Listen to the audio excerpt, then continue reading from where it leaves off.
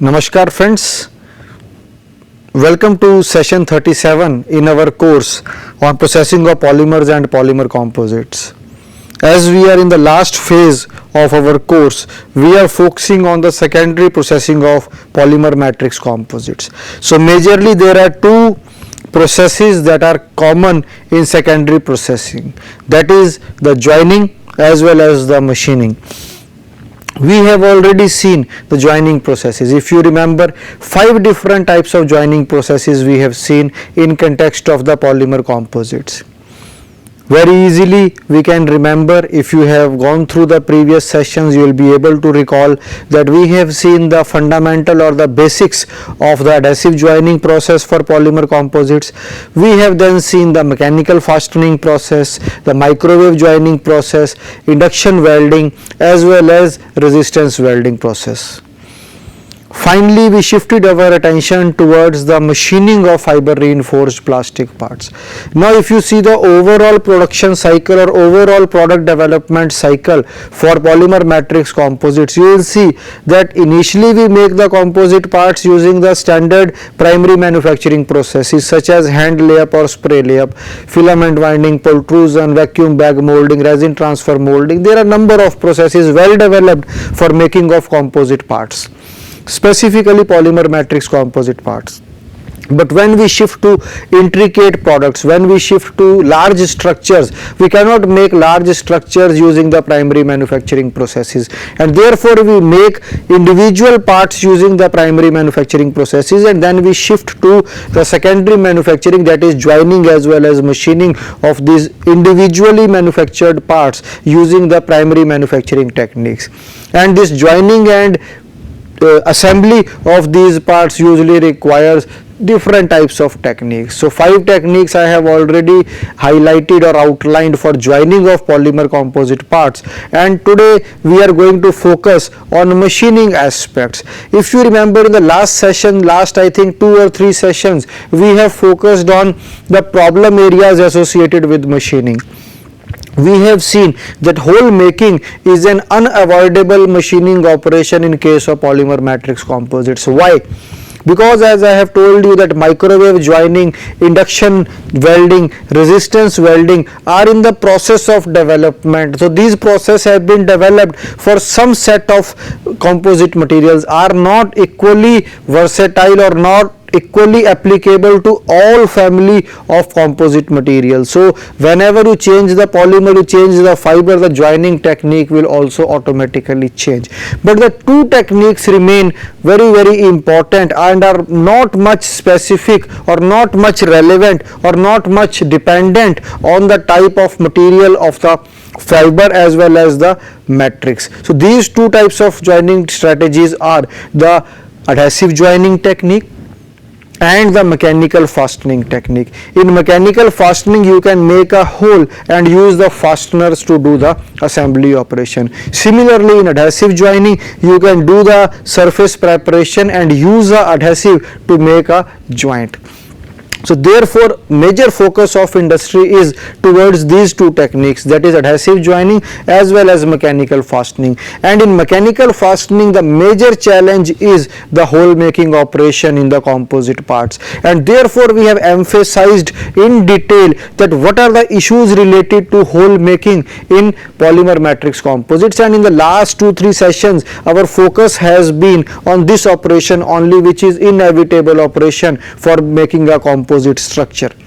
And we have seen that in conventional drilling we can avoid the damage or we can minimize the damage by certain guidelines. So the guidelines were that we can optimize our operating variables, we can control our operating variables such as the cutting speed, the feed rate, the drill point material, the drill point geometry. We can even modify the process. If you remember, in the last session we have seen that we can modify the conventional machining process or conventional drilling process. If you remember, we have seen that we can go for a woodpecker cycle for making holes. We can go for support or the backup support just below the composite laminate in which we are going to make a hole.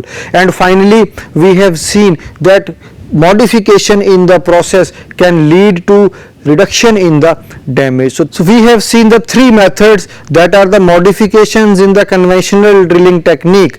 That were, the first one was the helical feed method, the second one was the woodpecker cycle, and the third one was the backup support method. So we have seen, I think in the sequence we have covered first the woodpecker cycle, the second one was the backup support, and the last one was the helical feed method. So these three methods are the modifications in the conventional hole making or conventional drilling approach, specifically applied to polymer matrix composites and more specifically to the composite laminates. So three methods, that is the first one being the woodpecker cycle, the backup support being the second method, and the third method being the helical feed method, are, I think, modifications in the conventional drilling process.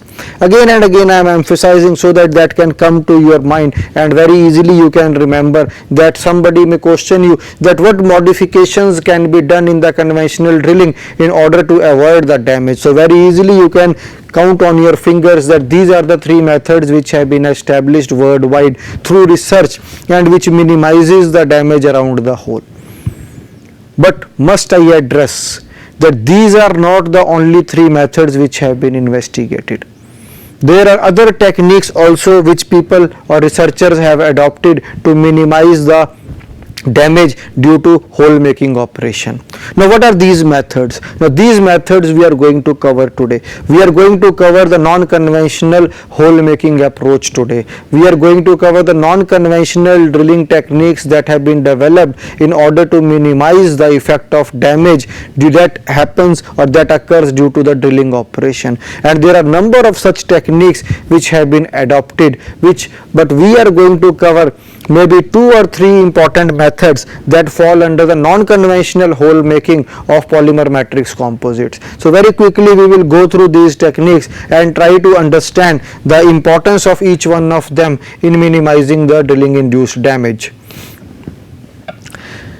Just to have a brief review of what we have discussed till today, we have seen that there are challenges in the conventional drilling. Again I am emphasizing conventional drilling means that the tool is in direct contact with the workpiece. So there is a challenge when we make a hole using the conventional drilling.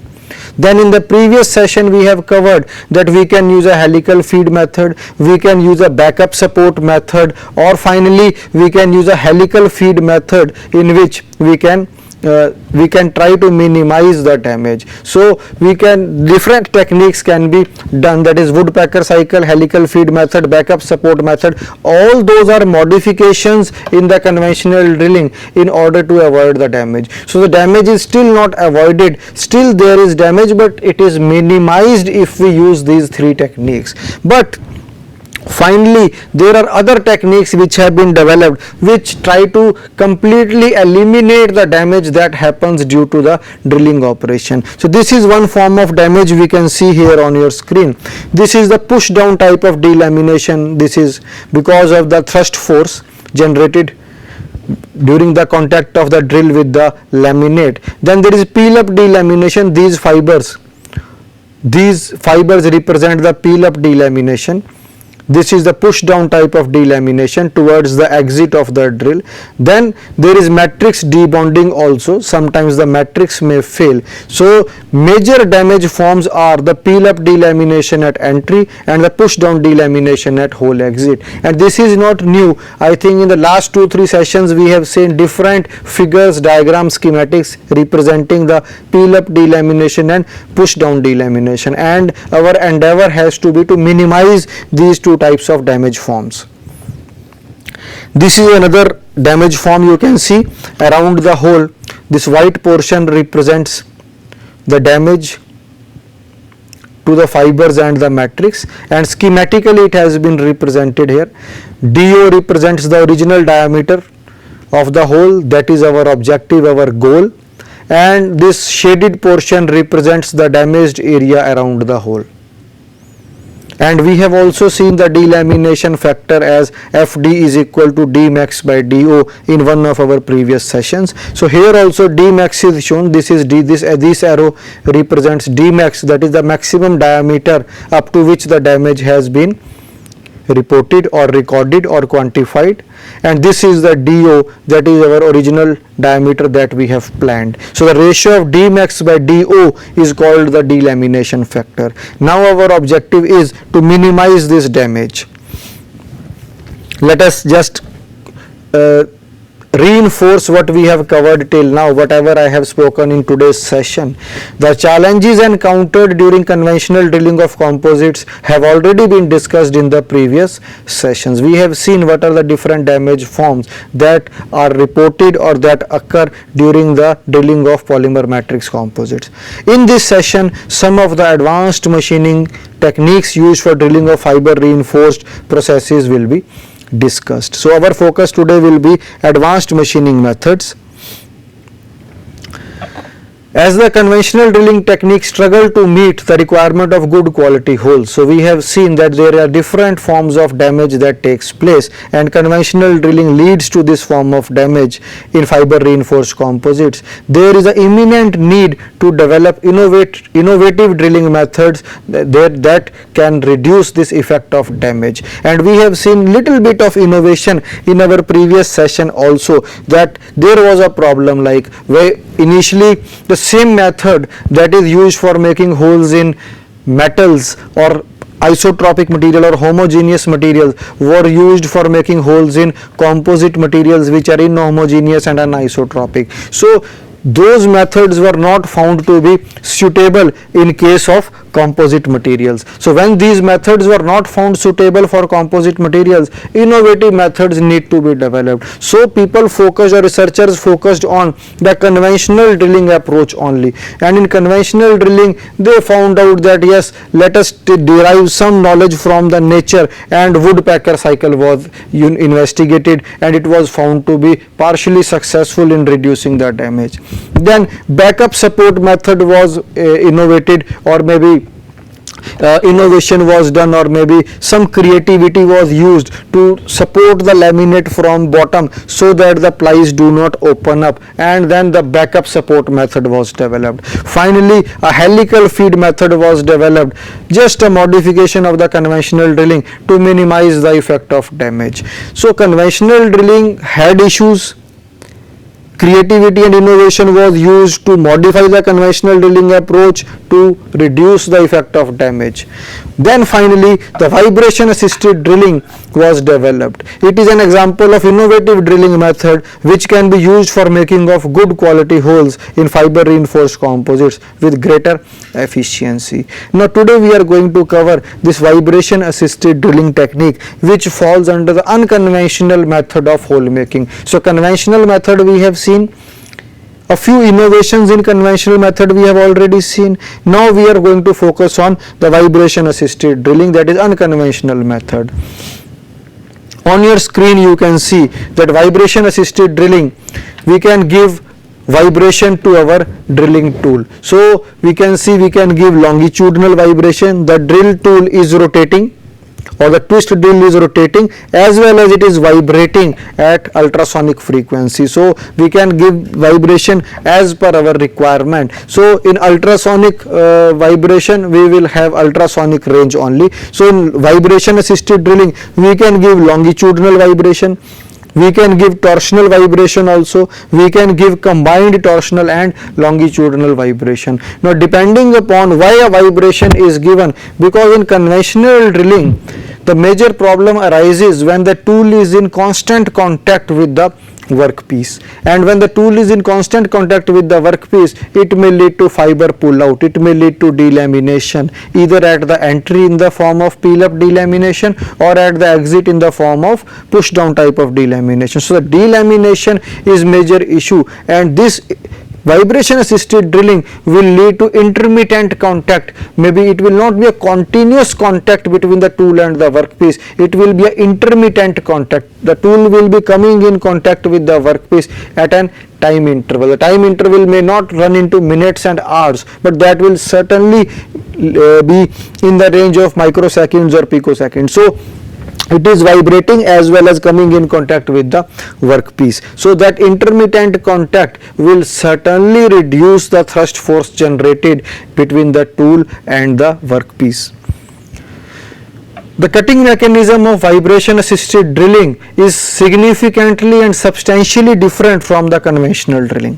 In conventional drilling, the contact between the tool and the workpiece is continuous, whereas in vibration assisted drilling, the tool comes in contact with the workpiece intermittently, which I have already explained. The major benefit with vibration assisted drilling process is that it minimizes the average value of the thrust force and torque as compared to the conventional drilling.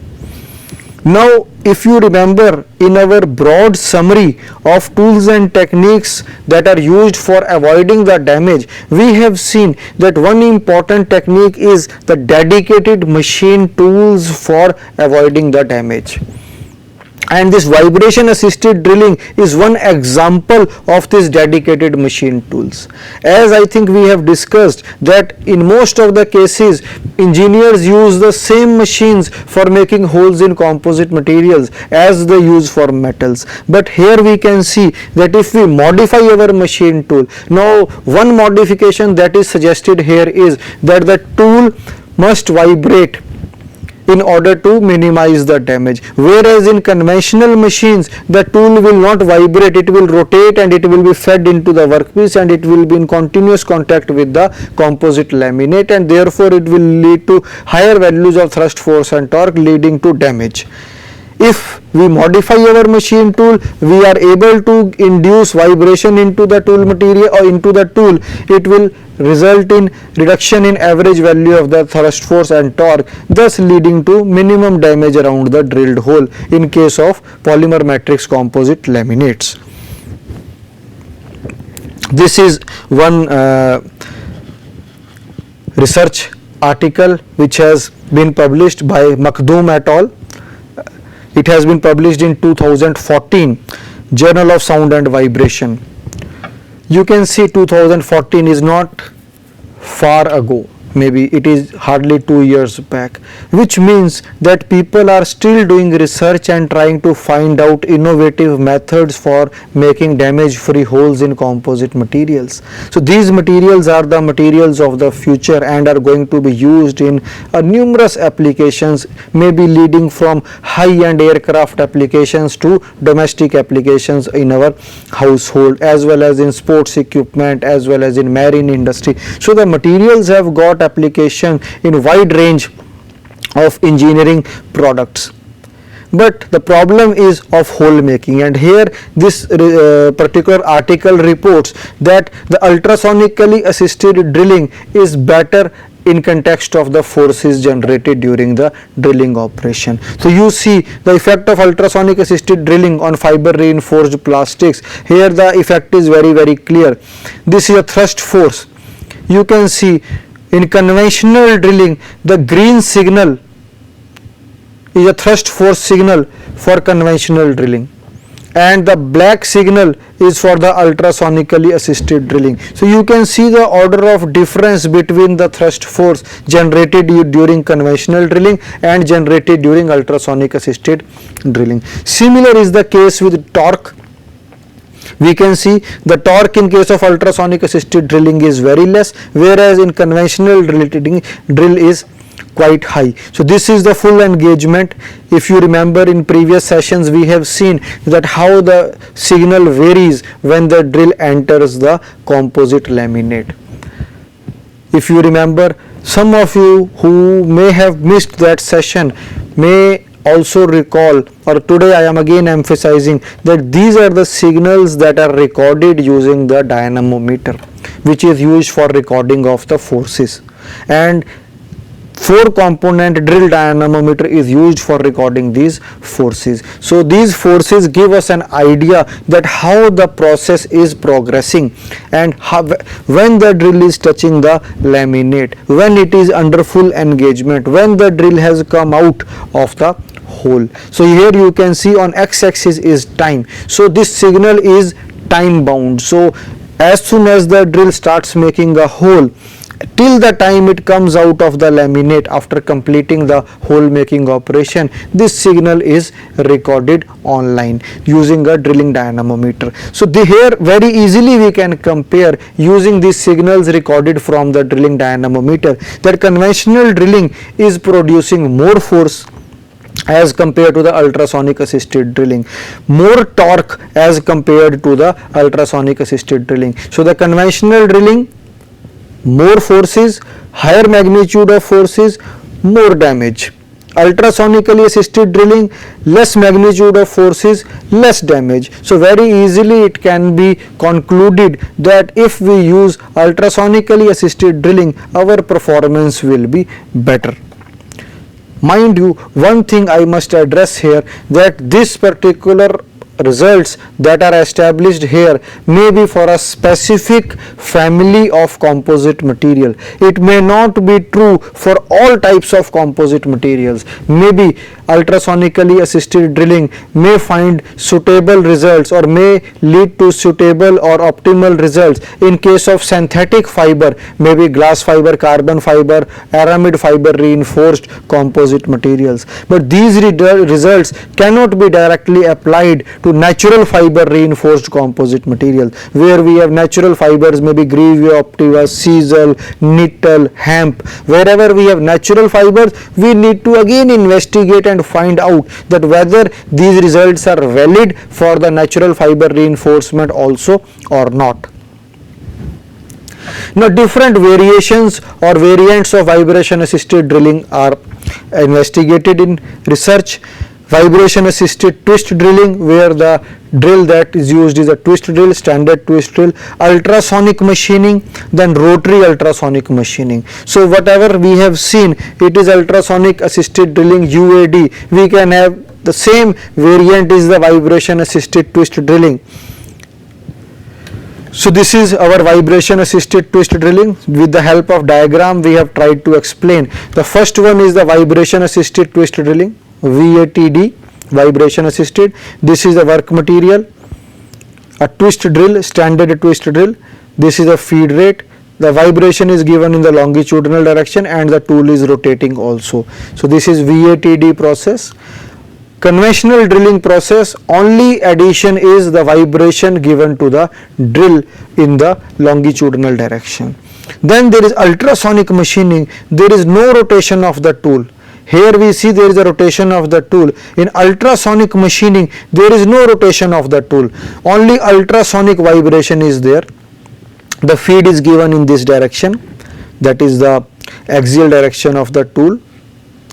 And there are abrasive particles in the slurry. This is a slurry nozzle through which the slurry containing the abrasive particles will be present between the tool and the workpiece, and because of the ultrasonic vibration, the tool hits the abrasive particles and abrasive particles impinge the composite laminate and removes the material from the composite laminate.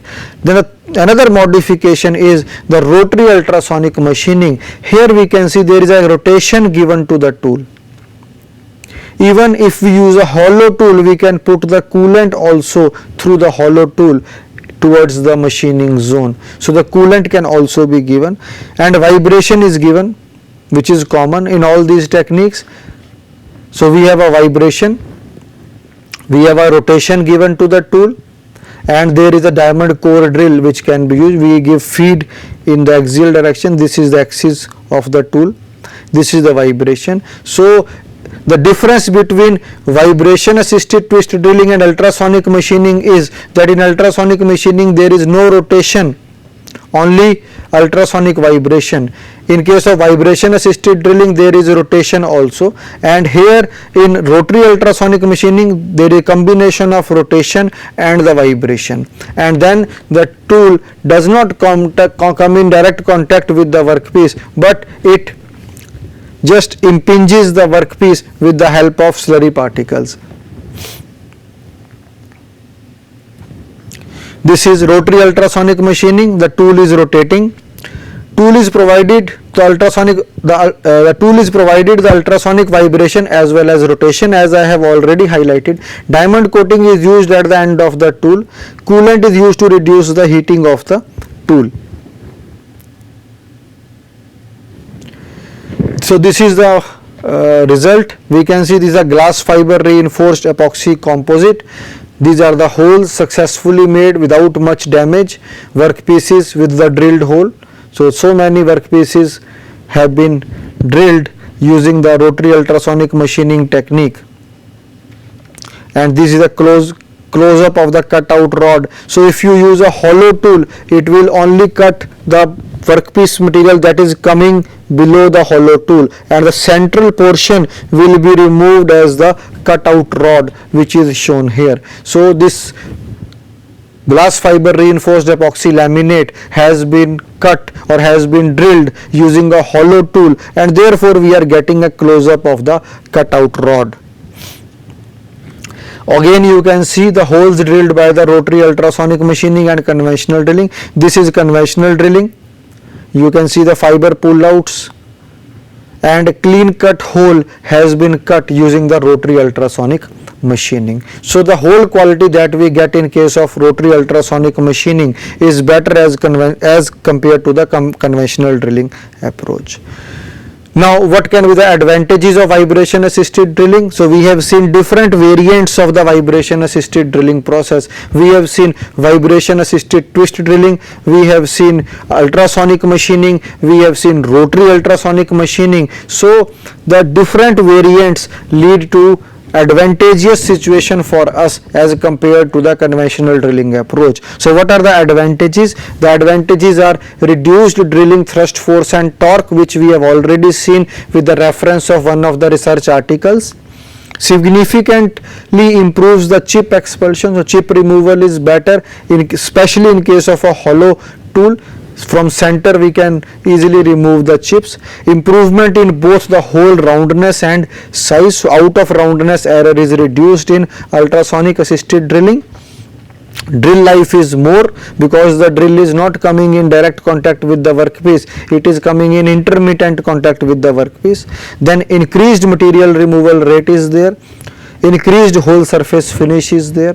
So we can very easily conclude that if we use vibration assisted drilling in making of holes in composite laminates, we are going to get good quality of holes. So with this we conclude today's session. We have seen different variants of advanced machining methods for making holes in composite materials. In our next session we will focus on some research tools which are used specially in context of the polymer matrix composite materials. Thank you.